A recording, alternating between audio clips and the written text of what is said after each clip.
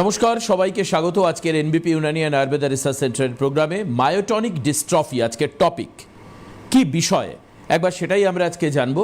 এবং এছাড়াও আরও নানান রকমের সমস্যা নিয়ে আপনারা ফোন করেন, আপনারা আমাদের অনুষ্ঠানে ফোন করবেন, বেসিক্যালি ফোন পেলে কথা বলতে এবং বিভিন্ন রোগ সম্পর্কে আলোচনা এবং তার সলিউশন দিতে আমাদেরও ভালো লাগবে এখান থেকে।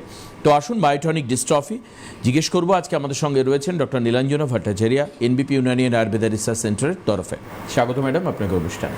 নমস্কার। মায়োটনিক ডিস্ট্রফি কি জিনিসটা? মায়োটনিক ডিস্ট্রফি, দেখুন, এটা আপনার আমাদের যে মাসকুলার ডিস্ট্রফি, যেরকম আমাদের একটি সমস্যা রয়েছে যে আমাদের শরীরের মাসেলগুলো আস্তে আস্তে সেটা উইক হয়ে যাচ্ছে বা শুকিয়েছে, তো মায়োটনিক ডিস্ট্রফিও কিন্তু কাইন্ড অফ এরকমই একটি রোগ যেটি কিনা আপনার নার্ভ আর আপনার মাসেল, মানে আপনার মাংসপেশি আর আপনার যে শিরাগুলো রয়েছে, এই দুটোকেই কিন্তু নষ্ট করে দেয় আস্তে আস্তে। এবার মেইনলি এর মধ্যে যে সমস্যাটা হয়, ধরুন আপনার হাতে বা আপনার পায়ে, দুটো হাতে বা দুটো পায়ে আপনার হতে পারে মায়োটনিক ডিস্ট্রফিয়া। তো তাতে আপনার এই যে মাসেলগুলো, যে মাসেলগুলোর সাহায্যে আমরা যে কোনো ধরনের কাজকর্ম করি বা আমরা কোনো জিনিস আমরা ধরছি বা কোনো জিনিস আমরা লেখার জন্য যে কাজ হচ্ছে, এই যে প্রত্যেকটা মাসেল আস্তে আস্তে আপনার উইক হয়ে যায়। এরকম নয় যে একদিনে এই জিনিসটা হচ্ছে, আস্তে আস্তে এই জিনিসগুলো আপনার দুর্বল হতে থাকে, যে আপনি কোনো জিনিস ধরতে পারবেন না বা আপনি কলমটা ধরে আপনি লিখতে পারছেন না, কোনো জিনিস তুলে আপনি এক জায়গা থেকে আরেক জায়গায় নিয়ে যেতে পারছেন না, খুব আপনার দুর্বল মনে হবে বা আপনার ব্যথা অনুভব হবে, আপনি মোটামুটি আপনি জিনিসটাকে তুলতেই পারবেন না। তো এরকমভাবে আপনার মাসেলগুলো আস্তে আস্তে উইক হতে থাকে, দুর্বল হতে থাকে, ক্ষয় পেতে থাকে। তার পাশাপাশি আপনার যে নার্ভগুলো যে রয়েছে, যে শিরাগুলো দিয়ে আপনার রক্ত যাচ্ছে, সেই নার্ভগুলো আপনার আস্তে আস্তে ব্লকেজ সৃষ্টি হবে, সেখানে আপনার যে রক্ত চলাচল করাটা হয়তো বাধাপ্রাপ্ত হবে, ঠিকভাবে রক্ত চলাচল হবে না। তার জন্য আপনার হাতের মধ্যে উইকনেসের পাশাপাশি আপনার অবশ হয়ে যাওয়া, যে আপনি হয়তো হাতে ধরলে আপনি বুঝতে পারছেন না বা কোনো জিনিস ধরলে আপনি সেটা ফিল করতে পারছেন না, এরকম সমস্যাও কিন্তু আসতে পারে। তো এটি আপনার দুটো হাতেও হতে পারে বা আপনার পায়েও হতে পারে।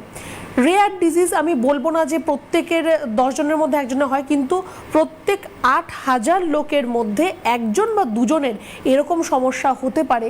কিন্তু যদি সমস্যাটি হয় তাহলে কিন্তু সেটি একটু আপনার জন্য একটু, যেহেতু আপনার দৈনন্দিন কাজকর্মের মধ্যে ব্যাঘাত ঘটাবে এই সমস্যাটা, সেটা আপনাকে একটু কষ্ট দিতে পারে, একটু ডিস্টার্ব করতে পারে আপনাকে। আপনার এই হাতের সমস্যাগুলো কিন্তু মেইনলি ঘাড় থেকে আপনার আসতে পারে। ধরুন আপনার ঘাড়ের কোনো সমস্যা রয়েছে, যে ঘাড়ে আপনার হয়তো প্রায়ই ব্যথা হয় বা ঘাড় আপনার স্টিফ হয়ে যায়, বা আপনি ধরুন বেশি উঁচু বালিশে আপনি শুতে পারেন না, তাতে আপনার ঘাড় স্টিফ হয়ে যায়, বা আপনি বালিশ ছাড়া ঘুমোলে আপনার ঘাড়ে ব্যথা হয়। এই যে জিনিসগুলো যদি আপনার দিন বে দিন যদি থেকেই যায়, আপনার যে আপনি তার কোনো চিকিৎসা করছেন না বা কোনো ধরনের প্রিকশন নিচ্ছেন না, সেটাও কিন্তু পরবর্তী সময় গিয়ে আপনার মায়োটনিক ডিস্ট্রফি এই সমস্যা আপনার পরিণত হতে পারে। তো এই সমস্যাটা আপনার কিন্তু আগে থেকেই জানান দেয়, এরকম নয় যে হঠাৎ করে সকালবেলা থেকে আপনার হাত কাজ করছে না বা হাতে জোর পাচ্ছেন না, জিনিস ধরতে পারছেন না, এরকম হয় না। আস্তে আস্তে এই জিনিসটা কিন্তু আপনার শরীরের মধ্যে ডেভেলপ করে। তো ঘাড় ইম্পর্টেন্ট, যে ঘাড়ের কোনো সমস্যা হলে সেদিকে আপনাকে নজর রাখতে হবে, বা কোমরে যদি আপনার ব্যথা হচ্ছে সেখানে আপনাকে নজর রাখতে হবে, বা যদি আপনার দেখতে পাচ্ছেন যে আপনার প্রায়ই আপনার হাতে ঝিঝি ধরে যায়, যে আপনি অনেকক্ষণ ধরে হাতটা একরকম ভাবে রেখেছেন, সেটা আপনার ঝিঝি ধরে যাচ্ছে বা আপনার অবশ হয়ে যাচ্ছে, বা এইসব জায়গা আপনার জ্বালা করছে, বা আপনার খুব আপনি ভারী জিনিস তুলতে পারেন না। অনেক সময় অনেকেরই দেখা যায় যে ভারী জিনিস তুললে এই জায়গাগুলোর মধ্যে একটা টান লাগে বা ব্যথা হয়। এরকম সমস্যা হলে কিন্তু প্রয়োজন রয়েছে একটু আপনার কিছু টেস্ট করার বা আপনার ডক্টরের সাথে কনসাল্ট করার। তার মানে খুব একটা কমন ডিজিজ নয়, খানিকটা রেয়ার ডিজিজ হলেও যার হয়েছে তাকে বেশ কিছু টেস্ট এবং চিকিৎসকের সঙ্গে পরামর্শ তাকে সুস্থ করতে পারে। মানে এরকম ব্যাপার নয় যে মায়োটনিক ডিস্ট্রফি হলে তার আর কোনোদিন ঠিকঠাক হবে না, না, এরকম কোনো ব্যাপার একদমই নয়। কারণ এটা আপনার ক্রোমোজোমাল ডিফেক্ট, একটা আমাদের শরীরে যে আরএনএ ডিএনএ রয়েছে, যে ক্রোমোজোম রয়েছে, একটা ক্রোমোজোমের ডিফেক্ট, যে তার মিউটেশন যদি তখন ঠিকভাবে না হয় তখন সেটা হতে পারে। দু ধরনের টাইপও রয়েছে, তার টাইপ 1 টাইপ 2 দু রকমের রয়েছে। তো সেখানে আপনার কিন্তু টাইপ 1-এর এক ধরনের ক্যারেক্টারিস্টিক, টাইপ 2-র এক ধরনের ক্যারেক্টারিস্টিক রয়েছে ইনবর্ন, মানে আপনার জেনেটিকও কিন্তু এটি হতে পারে, যে ফ্যামিলি হিস্ট্রিতে কারোর রয়েছে, জন্মের সময় শিশুর মধ্যে আসছে, সেটাও কিন্তু হতে পারে। সেটা হয়তো আস্তে আস্তে ট্রিটমেন্টের মাধ্যমে সেরে যাবে। কিন্তু যদি আপনার ধরুন 20 বছর বয়স বা 30 বছর বয়স, 40 বছর বয়স, যেটা আপনার টাইপ 1-এর মধ্যে আসে, তখন যদি আপনার এই সমস্যাটা আপনাকে যদি এসে আপনার শরীরের মধ্যে ঘর করে বাসা বাঁধে, তাহলে কিন্তু আপনার একটুখানি ট্রিটমেন্টটা ঠিকঠাকভাবে ঠিক জায়গায় আমি বলবো ট্রিটমেন্টটা আপনাকে করতে হবে। একদম। আমি এবার আপনাদেরকে জিজ্ঞেস করব যে মানে আপনারা জানতে চাইবেন যে তাহলে আয়ুর্বেদে এর উপায়টা কি রয়েছে। বিশেষত আমরা বেশ কিছু নার্ভ ডিসঅর্ডারের ক্ষেত্রে দেখেছি যে আয়ুর্বেদ খুব ভালো কাজ করে। আমরা এর আগের প্রোগ্রাম করতে গিয়ে দেখেছি বেশ কিছু আর্থারাইটিসের আয়ুর্বেদ খুব ভালো ট্রিটমেন্ট করে। বিশেষত কালকের প্রোগ্রাম আমার মনে আছে, অনেকগুলো নার্ভ ডিসঅর্ডারের কথা ডক্টর ঘোষাল বলছিলেন কালকের প্রোগ্রামে এসে, সেখানেও আয়ুর্বেদ ভালো কাজ করে। তাহলে আমি বলবো যে এই যে একটা বিকল্প চিকিৎসা পদ্ধতি বা তথাকথিতভাবে অপারেশন বা ইত্যাদি মডার্ন সায়েন্সের যে ট্রিটমেন্ট রয়েছে তাতে না গিয়ে আমরা আয়ুর্বেদের মাধ্যমে কতটা ডিপ কোর প্রবলেম সলিউশন করতে পারি, আমি এটা জানবো ম্যাডামের থেকে। কিন্তু তার আগে একজন ফোনে আছেন। কে আছেন ফোনে? হ্যালো হ্যালো হ্যালো, হ্যাঁ বলুন দিদি, কোথা থেকে বলছেন? বলছি আমি গড়িয়া থেকে বলছি। গড়িয়া থেকে বলুন। হ্যাঁ, আমার পায়ের নিচে না একটা কড়া পড়েছে, খুব ব্যথা হয় হাঁটতে গেলে। আচ্ছা আচ্ছা, এটাই প্রবলেম তো? এটাই প্রবলেম। হ্যাঁ, পায়ের নিচে কড়া পড়েছে এবং তার জন্য হাঁটতে খুব স্বাভাবিক। পায়ের নিচে কড়া পড়লে তো হাঁটতে অসুবিধা হবে, প্রতিটা স্টেপে আপনাকে ফিল করতে হবে তাহলে ব্যথাটা। কতদিন ধরে আছে দিদি? এটা আমার দু মাসের বেশি হয়ে গেছে। আচ্ছা ম্যাডাম, কেন এটা হয়েছে, কি বলে এটাকে, মেডিকেল টার্ম কি? দেখুন, বেসিক্যালি এটা আপনার একটা কর্ন যেটা রয়েছে সেটা আপনার কিন্তু আপনি হয়তো অনেকে আপনাকে অ্যাডভাইস করবে যে ওটাকে একটু কেটে দিন, একটু ব্লেড দিয়ে কেটে দিন, কাঁচি দিয়ে কেটে দিন, এগুলো কিন্তু একদমই করবেন না। ওখানে আপনার ডেড সেল জমা হচ্ছে, মৃত চামড়া, মৃত কোষ ওই জায়গাটায় জমা হয়ে হয়ে একটা উঁচু ঢিবির মতো সৃষ্টি করছে। কিন্তু সেটা যখন বাইরের লেয়ারটা থেকে যখন ভেতরের লেয়ারে চলে যাবে তখনই কিন্তু আপনার ব্যথাটা ফিল হবে। অনেক সময় দেখা যায় অনেকের এরকম কর্ন থাকে কিন্তু আমাদের স্কিনের 7খানা লেয়ার রয়েছে। যদি সেই 7খানা লেয়ারের মধ্যে মাত্র 3টে লেয়ার বা 4টে লেয়ার অবধি যদি থাকে, সেটা কিন্তু কোনো ব্যথা হয় না, জাস্ট একটা শক্ত মতো হয়ে আছে। হয়তো কখনো আপনার পায়ে কিছু পড়লে আপনার সেখানে ব্যথা হতে পারে, কিন্তু আপনার যদি ব্যথা হয় মানে সেটা আপনার 7খানা লেয়ারকে ভেদ করে এবার ভেতরে চলে যাচ্ছে, তার জন্য আপনার ব্যথা অনুভব হচ্ছে। কর্নের জন্য আমি আপনাকে বলবো যে আপাতত যেটা করলে আপনি একটু আরাম পেতে পারেন, একটু জল গরম করে তার মধ্যে কিছুটা আপনি নুন, যেটা খাবার লবণ আমরা ব্যবহার করি, সেটা দেবেন, একটুখানি বেকিং সোডা তার মধ্যে দেবেন, দিয়ে দুটো পা আপনার গোড়ালি পর্যন্ত ওই জলটায় ডুবিয়ে রাখুন। স্কিনটা ওই জায়গার চামড়াটা দেখবেন আস্তে আস্তে আপনার নরম হচ্ছে। যখন নরম হবে ওই জায়গাটার মধ্যে আপনি সিম্পল একটুখানি নারকেল তেল গরম করে ওই জায়গাটার মধ্যে একটু লাগাবেন। আপনি আপাতত এই জিনিসটা করুন, একটু আপনি রিলিফ পাবেন। আর তারপর আমাদের আয়ুর্বেদের মধ্যে একটি অগ্নিকর্ম রয়েছে, পঞ্চকর্মার একটি পার্ট, খুব সুন্দর এই কর্নের জন্য কাজ দেয়। অগ্নিকর্ম করলে আপনার এই যে এফেক্টেড জায়গা যেখানে আপনার ডেড সেলগুলো জমে আছে সেগুলোকে আমরা মানে বার করে দিতে পারবো। সেটা বার করে দিলে নতুন করে আপনার স্কিনের লেয়ারগুলো আসবে, তখন আর আপনার এই কর্নের প্রবলেমটা থাকবে না। বোঝা গেল? আপনি এবার একটু ট্রিটমেন্টটা শুরু করুন, তাতে দেখবেন আপনি অনেক বেটার থাকবেন আগের থেকে। আচ্ছা, এবার আমি বলছিলাম যে বেশ কিছু রোগ যেগুলো আয়ুর্বেদেই তার ট্রিটমেন্ট আছে, অন্যান্য প্যাথিতে সেটা ওই সিমটমের ট্রিটমেন্ট হয়, সিমটোম্যাটিক ট্রিটমেন্ট হয়, বাট রুট বা কজ অনুযায়ী তার ট্রিটমেন্টটা হয় না। আপনি কি মনে করেন দীর্ঘদিন ধরে আয়ুর্বেদের চিকিৎসা করার সুবাদে কি কি সেই রোগগুলো রয়েছে? বিশেষ করে প্রচুর রোগ রয়েছে এরকম। আজকে আমরা নার্ভের বা আমরা মাসেলের সমস্যা নিয়ে আমরা কথা বলছি।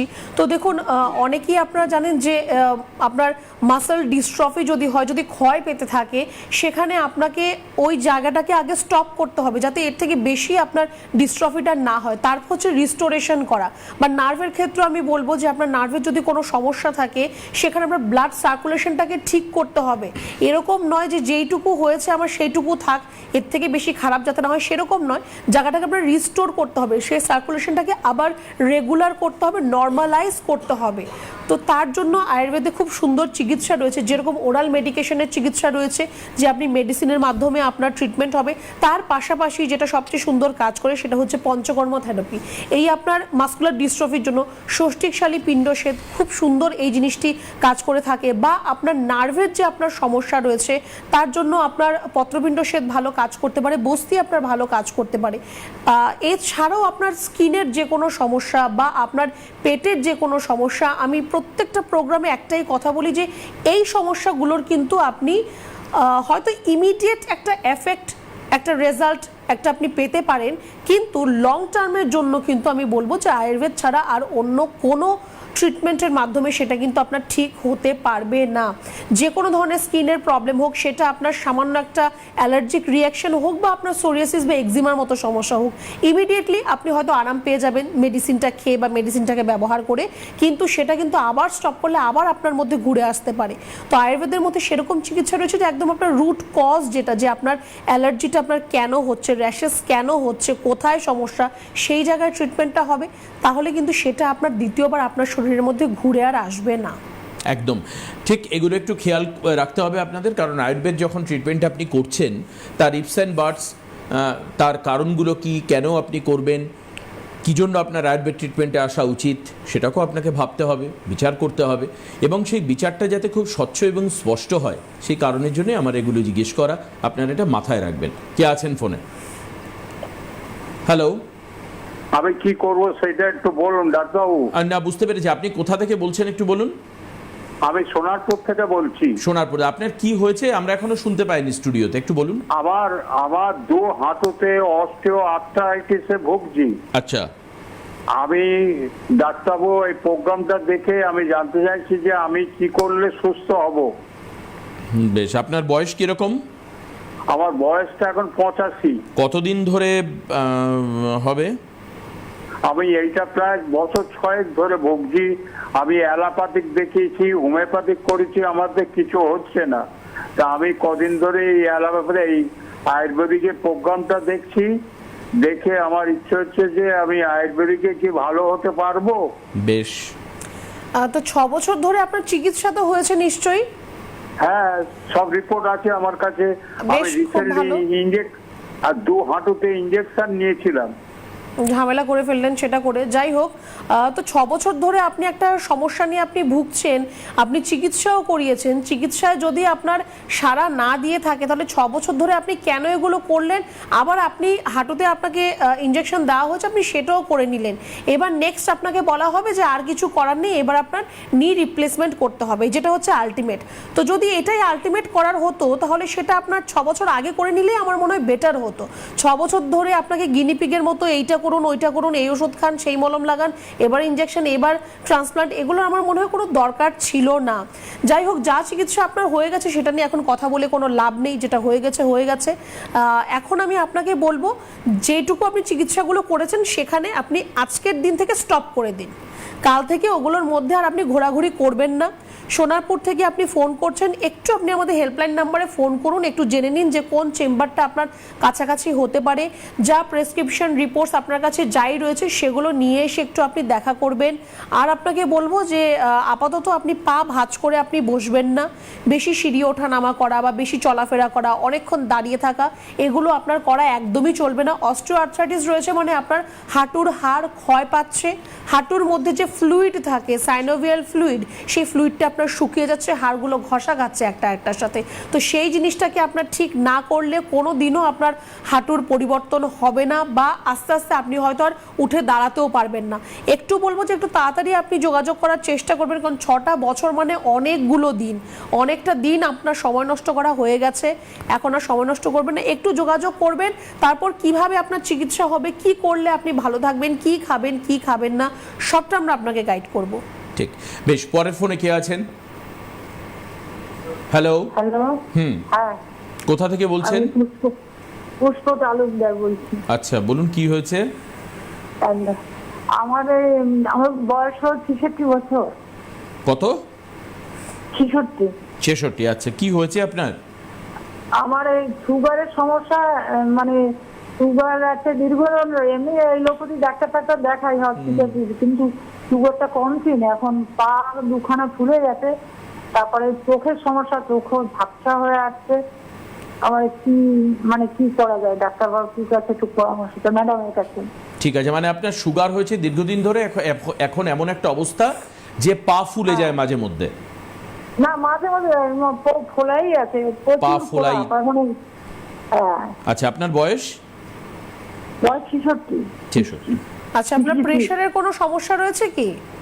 হ্যাঁ, প্রেশারের ওষুধ নিয়মিত খেয়ে যাচ্ছি, সুগারের ওষুধও খেয়ে যাচ্ছি, কিন্তু সুগারও কমছে না, প্রেশারও কমছে না, বরং পা দুখানা ফুলে একদম হাঁটু নিচ থেকে ফুলে একদম পায়ের পাতা অব্দি ফুলে। আচ্ছা, তো আপনার সুগার আছে, প্রেশার আছে, দুটোরই ওষুধ খাচ্ছেন, কমছে তো আপনার নাই, উপরন্তু আপনার আরো অন্যান্য নতুন সিমটমস আপনার মধ্যে দেখা দিচ্ছে। এই যে পা ফুলে যাচ্ছে আপনি যেটা বলছেন না, সেটা আপনার কিডনির সমস্যা হলে হতে পারে, বা আপনার হার্টের সমস্যা হলেও হতে পারে। প্রেশারের ওষুধ যদি আপনার বডিতে এখন আর স্যুট না করে তাহলেও কিন্তু এটা আপনার হতে পারে। তো অবশ্যই কারণটা আগে জানতে হবে, বুঝতে হবে। আমি এক্ষুনি বলে দেবো না যে আপনার কিডনি খারাপ হয়ে গেছে বা আপনার হার্ট খারাপ হয়ে গেছে, একটু রিপোর্ট করার প্রয়োজন রয়েছে। চোখের সমস্যা যেটা আপনার চলে এসেছে সেটা ডেফিনেটলি আপনার সুগারের থেকে এসছে। আপনার ডায়াবেটিক রেটিনোপ্যাথির সমস্যা আপনার মধ্যে অলরেডি চলে এসছে। খুব সম্ভবত আপনার সুগার থেকে আপনার কিডনির সমস্যা হয়তো চলে এসছে। তো যাই হোক, যেহেতু অলরেডি একটা রোগ থেকে এখন আরও 6টা রোগ আপনার মধ্যে চলে এসছে, তো একটুখানি কিন্তু এখন আপনাকে সাবধান হতে হবে। তো আপনাকে আমি বলবো যে যেহেতু আপনার ট্রিটমেন্ট করার পরেও আপনি কোনো রেজাল্ট পাচ্ছেন না, কোনো ধরনের ভালো কিছু হচ্ছে না, তো সেই ট্রিটমেন্টটা আমার মনে হয় করে কোনো লাভ নেই। আপনি অযথাই হয়তো মেডিসিনের বার্ডেন নিয়ে বসে আছেন ঘরের মধ্যে যে আমাকে সারা জীবন এই ওষুধগুলো খেয়ে যেতে হবে, কিন্তু কাজের কাজ বা লাভের লাভ কোনোটাই কিন্তু আলটিমেটলি হচ্ছে না। একটুখানি হেল্পলাইন নাম্বারে ফোন করুন, একটু যোগাযোগ করুন, আমাদের এক্সপার্ট টিম রয়েছে, আপনাকে সব বুঝিয়ে দেবে যে কি করতে হবে, কোথায় আসতে হবে, কখন এলে ডক্টরবাবুকে দেখাতে পারবেন। একটু তাড়াতাড়ি যোগাযোগ করবেন। 66 ইয়ার্স মানে অনেকটাই আপনার এখন বয়স হয়ে গেছে। আস্তে আস্তে প্রত্যেকটা অর্গান আপনার তার কর্মক্ষমতা আস্তে আস্তে তার কমতে থাকবে, কিন্তু আপনার এই রোগগুলো তাকে আরও ত্বরান্বিত করছে, আরও তাড়াতাড়ি এগুলোকে ড্যামেজ করছে। তো তার জন্য একটুখানি আপনাকে বলবো যে একটু যোগাযোগ করুন। আপনার সুগার, প্রেশার এগুলো তো সারবেই, তার সাথে যে আরও অন্যান্য রোগগুলোকে আপনার শরীরের মধ্যে এখন আনা হয়েছে সেগুলো আপনার ঠিক হবে। আচ্ছা, পরের ফোনে কে রয়েছেন? হ্যালো। হ্যালো, বলুন, কে বলছেন? আমি বলতে চাইছি আপনার আমার ওয়াইফের মেরুদণ্ডের হাড়ে মানে জল দাঁড়িয়ে আছে দুটো জায়গায়, বুঝছেন তো? মেরুদণ্ডের হাড়ে জল জমেছে? হ্যাঁ হ্যাঁ। কে বললো এটা জল জমেছে? ওটা আপনার আমি বর্ধমানের ডাক্তার দেখি এমআরআই করা হয়েছে। আচ্ছা, এমআরআই থেকে দেখা যাচ্ছে যে মেরুদণ্ডের হাড়ে জল জমেছে? হ্যাঁ হ্যাঁ হ্যাঁ। আচ্ছা, তো এখন কি হচ্ছে? ব্যথা হচ্ছে খুব? ব্যথা কোনো কিছু নেই, বাঁ হাতের আপনার আঙুলগুলো একটু বেঁকে যায় আর ঝিনঝিন করে। ও, বাঁ হাতের আঙুলগুলো বেঁকে যায়? হ্যাঁ, হালকা হালকা। আর ঝিনঝিন করে? হ্যাঁ। বাবা, এটা কি রিউম্যাটয়েড আর্থ্রাইটিস? না, দেখুন আপনার এই যে আপনি বললেন যে আপনার এমআরআই রিপোর্টে দেখা যাচ্ছে যে জল জমছে এই জায়গাটার মধ্যে, তো সেই রিপোর্টটা তো কোনো ডাক্তারবাবুকে আপনি দেখিয়েছেন নিশ্চয়ই? কেন, পরে তো এমআরআইটা করা হয়েছে না? হ্যাঁ, তো সেই রিপোর্টটা কোনো ডাক্তারবাবুকে দেখিয়েছেন তো? হ্যাঁ, ডাক্তার ওই যে ম্যাডামকে দেখাচ্ছিলাম ওই ম্যাডামকে আপনার দেখিয়েছি। বেশ, তো উনি কি বলেছেন, এখন কি হবে, কি করবেন এবার? এটার এই জলটা কি জমেই থাকবে না কি হবে? উনি বলেছে আপনার ব্যাঙ্গালোরে যেটা নিমান্স হসপিটাল আছে আপনার নার্ভের, ওইখানে গিয়ে অপারেশন, ওনারা রিপোর্টটা দেখার পরে যদি অপারেশন করে তাহলে অপারেশন করবে, না হলে বলেছে যদি ইয়ে করবে আপনার মাইক্রো সার্জারি। এটা কি ধরনের সলিউশন হলো আমি তো ঠিক বুঝতে পারলাম না। আপনি যদি আমার কাছে দেখাতে আসেন তো সেটা এইটা হতে পারে বা ওইটা হতে পারে, ওখানে চলে যান, এগুলো তো কোনো ধরনের কোনো সলিউশন হলো না। যাই হোক, আপনি যদি বর্ধমান থেকে আপনি যদি ফোন করে থাকেন তাহলে আমি আপনাকে বলবো যে বর্ধমানে আমাদের চেম্বার রয়েছে, আর এই স্যাটারডে শনিবারই আমাদের বর্ধমানে চেম্বার হবে। সেখানে আমাদের ডিরেক্টর স্যার থাকবেন, ডক্টর বি শর্মা থাকবেন। আমি বলবো আপনাকে যে আপনি স্কোপটা ছাড়বেন না, একটুখানি আপনি একটা অ্যাপয়েন্টমেন্ট বুক করুন, কারণ স্যার প্রত্যেকবার যায় না, এবার যাচ্ছেন অনেকদিন পরে, একটু আপনি অ্যাপয়েন্টমেন্ট বুকটা করুন, করে আপনার যা রিপোর্টস রয়েছে আপনার ওয়াইফের সেই রিপোর্টসগুলো তো অবশ্যই আনবেন, আর ওনাকেও সাথে করে একটু নিয়ে আসবেন। কারণ ব্যাপারটা দেখুন, আপনাকে আগে ব্যাপারটা বুঝতে হবে। শুধুমাত্র জল জমে আছে বলে ছেড়ে দিলাম এখানে যান তাহলে এইটা করতে পারে, ওইটা হলে ভালো হবে, এগুলো করে কোনো লাভ নেই। আপনার চিকিৎসাটা ঠিকভাবে হতে হবে। এবার আপনি বলছেন যে ওনার হাত আঙুলগুলো বেঁকে যাচ্ছে বা ঝিঝি ধরে যাচ্ছে, এবার আপনার কিন্তু এই শুধুমাত্র মেরুদণ্ডের সমস্যা থেকে নার্ভের সমস্যা কিন্তু ডেভেলপ করছে ওনার, এখন পুরোটা স্পাইন ওনার নষ্ট হয়ে যাবে, তারপর কিন্তু একদম শয্যাশায়ী হয়ে যাবেন উনি, আর বিছানা থেকে উঠে কোনো কাজকর্ম করতে পারবেন না। তো একটু আমি আপনাকে বলবো যোগাযোগ করবেন, একটু তাড়াতাড়ি দেখার একটু চেষ্টা করুন দেখানোর, আর কোমর ঝুঁকিয়ে উনি আপাতত কোনো কাজ করবেন না বা ভারী কোনো জিনিস তোলা এটা এখন ওনাকে করতে একটু বারণ করবেন। এই গাইডলাইনগুলো মেনে চলুন, আপনি বর্ধমানের চেম্বারে আসুন, স্যার থাকবেন, উনি দেখবেন আপনাকে, এবং তখনই আপনার ট্রিটমেন্ট শুরু হবে। আশা করি ভালো থাকবেন। পরের ফোনে কে রয়েছেন? এই ফোনটা নেওয়ার পর আমি চেম্বার আপনাদেরকে বলে দেবো, আপনারা রেডি হয়ে থাকুন। যদি কেউ নোট করতে চান ডেফিনেটলি করতে পারেন। কে আছেন ফোনে? হ্যালো। আহা, ফোনটা কেটে গেছে। তো আসুন আমি চেম্বার আপনাদেরকে বলে দিই যে কোথায় কোন চেম্বার রয়েছে এনবিপি ইউনানি অ্যান্ড আয়ুর্বেদা রিসার্চ সেন্টারে। আপনি যেতে পারবেন সেই সমস্ত চেম্বারগুলোতে। ইফ ইউ ওয়ান্ট, আপনাকে আগে নাম লেখাতে হবে। নিচে স্ক্রিনে দেওয়া হেল্পলাইন নাম্বার 9830235527 এবং 9830235537, এই দুটো যে লাল কালি দিয়ে লেখা যে নাম্বার, এই নাম্বারে ফোন করে আপনাকে নাম লেখাতে হবে চেম্বারে যাওয়ার জন্য। আসুন চেম্বার শুনে নিন আপনারা। 28 তারিখে চেম্বার রয়েছে হচ্ছে বর্ধমানে চেম্বারে ডক্টর বি শর্মা থাকবেন, কিছুক্ষণ আগেই ম্যাডাম বলছিলেন। 28 তারিখ আরও 3টে জায়গায় চেম্বার রয়েছে, দুর্গাপুর, মালদা এবং বাঁকুড়া। দুর্গাপুরে থাকবেন এন ভট্টাচারিয়া, এস ঘোষাল থাকবেন হচ্ছে মালদাতে, বাঁকুড়ায় থাকবেন হচ্ছে এ হালদার। চেম্বার 27 তারিখে হচ্ছে আরামবাগে, 27 তারিখটা আগে, তারপর 28 তারিখ। আরামবাগের চেম্বার হচ্ছে ডক্টর এ হালদার থাকবেন। কোচবিহারের চেম্বার রয়েছে 1 মে 1 তারিখে, সেই চেম্বারেও director sir doctor B Sharma থাকবেন। আপনার ইমিডিয়েট নাম লিখিয়ে ফেলুন। 1 তারিখে মার্চ মাসের আরও 2টো জায়গায় চেম্বার রয়েছে, একটা হচ্ছে বোলপুর, একটা হচ্ছে পুরুলিয়া। বোলপুরে থাকবেন হচ্ছে এন ভট্টাচারিয়া, আর পুরুলিয়াতে থাকবেন হচ্ছে ডক্টর এ হালদার। 2 তারিখে চেম্বার রয়েছে হচ্ছে ঝাড়গ্রামের চেম্বারে এ হালদার থাকবেন। এস ভাদুড়ি থাকবেন হচ্ছে বনগাঁর চেম্বারে, ডেট হচ্ছে 5 তারিখে। 6 মার্চ হচ্ছে ক্যানিংয়ে চেম্বার, ক্যানিংয়ে এ হালদার থাকবেন। Doctor B Sharma director sir, তিনি থাকবেন আসানসোলের চেম্বারে 7 তারিখে। 7 তারিখে আরও 3টে জায়গায় চেম্বার রয়েছে, খড়গপুর, শিলিগুড়ি এবং বহরমপুর। খড়গপুরে থাকবেন এন ভট্টাচারিয়া, শিলিগুড়িতে থাকবেন হচ্ছে এস ঘোষাল, এ হালদার থাকবেন হচ্ছে বহরমপুরে। 8 তারিখে চেম্বার রয়েছে 2টো জায়গায়। 8 তারিখে চেম্বার রয়েছে কাকদ্বীপ এবং কৃষ্ণনগর। কাকদ্বীপে থাকবেন হচ্ছে এন ভট্টাচারিয়া, আর এ হালদার থাকবেন হচ্ছে কৃষ্ণনগরে। 9 তারিখে 2টো জায়গায় চেম্বার আছে, হলদিয়া এবং ডিব্রুগড়। হলদিয়াতে থাকবেন doctor A Haldar, S Ghoshal থাকবেন হচ্ছে ডিব্রুগড়ে। 10 তারিখে চেম্বার হচ্ছে হেড়িয়াতে থাকবেন ডক্টর এ হালদার। 11 তারিখে চেম্বার হচ্ছে মেচেদাতে এন ভট্টাচারিয়া থাকবেন। 13 তারিখে যে চেম্বার রয়েছে রায়গঞ্জে থাকবেন হচ্ছে এস ঘোষাল। ডক্টর বি শর্মাকে আপনারা পাবেন মেদিনীপুর ওপেনিং চেম্বারে 15 মার্চে। ওপেনিং চেম্বার মেদিনীপুরে আসবেন প্রথম দিন। আশা করি আপনাদের মেদিনীপুরের লোকেদের জন্য আরও খানিকটা সুবিধে হলো আয়ুর্বেদ চিকিৎসা পেতে গেলে। 21 তারিখ হচ্ছে আপনার মার্চ মাসে চেম্বার রয়েছে হচ্ছে আগরতলার চেম্বারে থাকবেন হচ্ছে doctor B Sharma. Doctor S Ghoshal থাকবেন হচ্ছে গঙ্গারামপুরের চেম্বারে, তারিখটা হচ্ছে 22 তারিখ। আর 2টো জায়গায় চেম্বার রয়েছে, একটা হচ্ছে জামশেদপুরে এস ভাদুড়ি থাকবেন, আর ডক্টর বি শর্মা থাকবেন হচ্ছে গুয়াহাটিতে।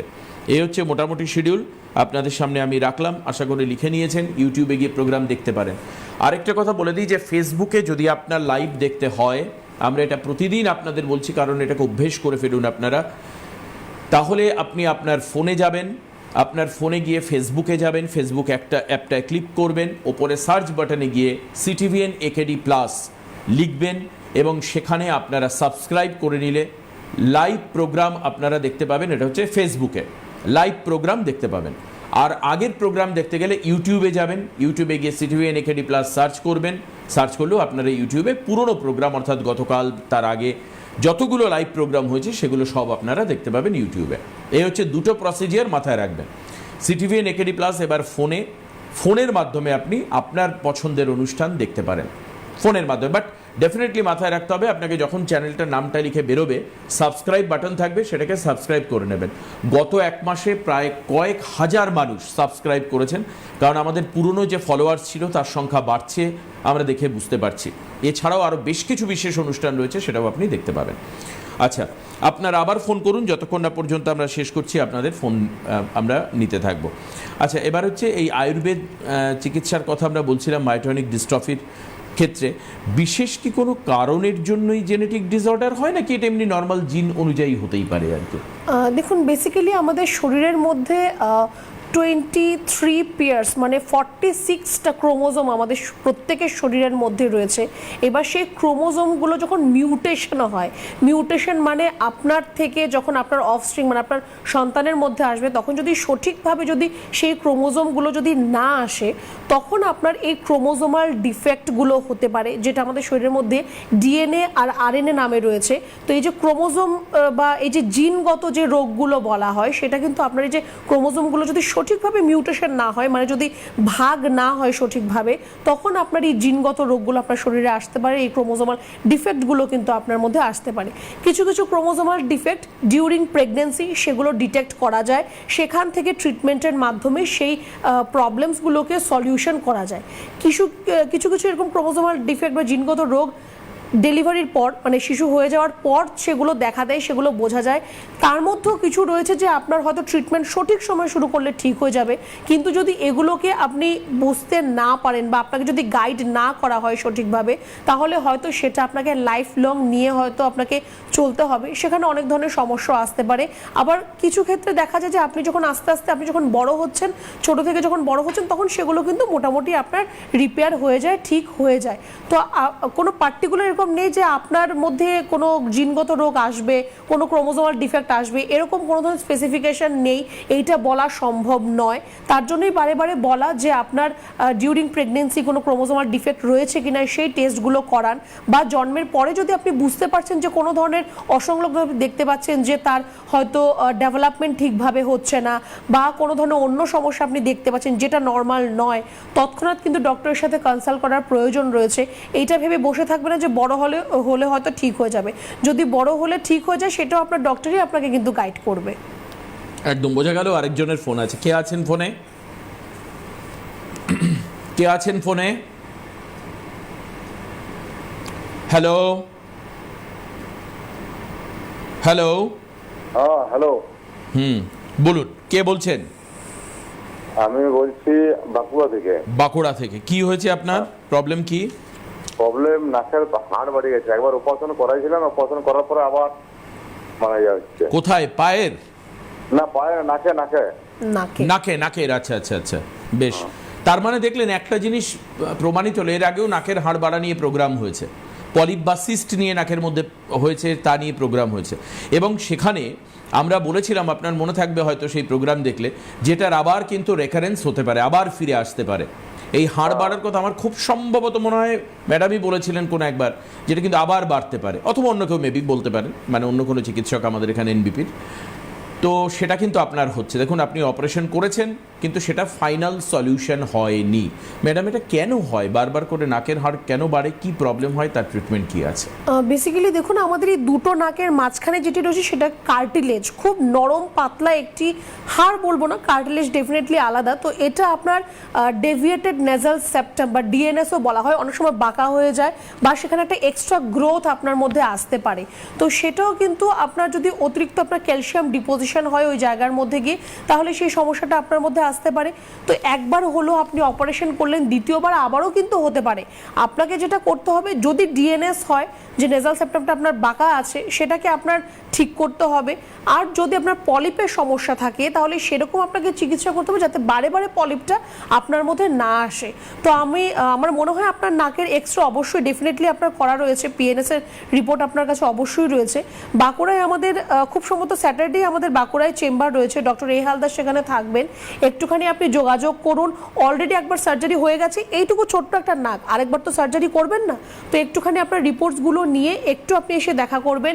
আপনার কি করলে আপনি ভালো থাকবেন বা কিভাবে কি চিকিৎসা হবে, সবটাই আপনাকে আমরা হেল্প করব, সবটাই আমরা আপনাকে বুঝিয়ে বলবো।